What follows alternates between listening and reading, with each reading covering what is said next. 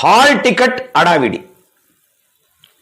ఇది చూడుర్రి, ప్రైవేట్ కాలేజీల ఒత్తిడితో విద్యార్థులు తల్లిదండ్రులు ఆందోళన, ఫీజులు కట్టకపోతే హాల్ టికెట్లు ఇవ్వడం లేదని ఆరోపణలు, లక్షల్లో ఫీజులు వసూలు చేస్తున్న విద్యా సంస్థలపై విమర్శలు, రాష్ట్ర విద్యాశాఖ డౌన్లోడ్ చేసుకుని పరీక్ష రాయవచ్చని స్పష్టం, అవగాహన లోపంతో విద్యార్థుల్లో భయం పెరుగుతున్న పరిస్థితి, ఫీజులకు కాదు పరీక్షలపై దృష్టి పెట్టాలని నిపుణుల సూచన.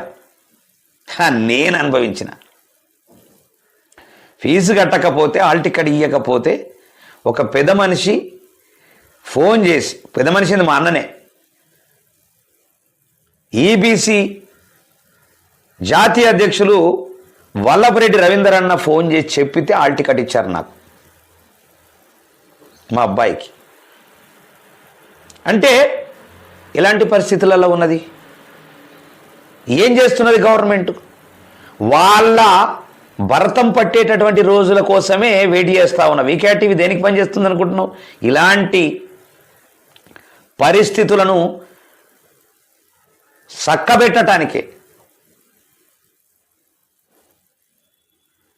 ఎవరు రౌడీలో, ఎవరు గూండాలో, ఎవరు ఏం చేస్తారో చూస్తా రాబోయే రోజుల్లో. గిల్లిదండ ఆడుకునేటటువంటి రోజులు ఉన్నాయి. హాల్ టికెట్లు ఇవ్వకుండా పిల్లల ఉసురు పోసుకుంటూ ప్రైవేటు విద్యా సంస్థల్ని నడుపుకుంటూ ప్రభుత్వాలు వాళ్ళ కాజ్యం పోసుకుంటూ వాళ్ళ పంచన చేరి వాళ్ళ తాటికెళ్ళే డబ్బులు నొక్కేసి పేదవాడి జీవితాలతో ఆడుకుంటున్నారు. ఆ రోజులు దగ్గరలోనే ఉన్నాయి. అవన్నీ తీస్తా. వాళ్ళకే కాదు, నాకు కూడా జరిగినటువంటి సందర్భాలు ఉన్నాయి. ఇంత దరిద్రంగా విద్యాలయాల్ని పోషిస్తూ విద్యాలయాల్ని నడుపుతా ఉన్నారు. ఇవాళ రేపటి నుంచి ప్రారంభమయ్యే ఇంటర్మీడియట్ పరీక్షల నేపథ్యంలో హాల్ టికెట్ల అంశం విద్యార్థులు తల్లిదండ్రులు ఆందోళనకు కారణమవుతోంది. కొన్ని ప్రైవేట్ కాలేజీలు బకాయి ఫీజులు చెల్లించకపోతే హాల్ టికెట్లు ఇవ్వడం లేదని ఆరోపణలు వెల్లువెత్తుతున్నాయి. ముఖ్యంగా కార్పొరేట్ విద్యా సంస్థలలో ఫీజుల ఒత్తిడి పెరుగుతోందని తల్లిదండ్రులు వాపోతున్నారు.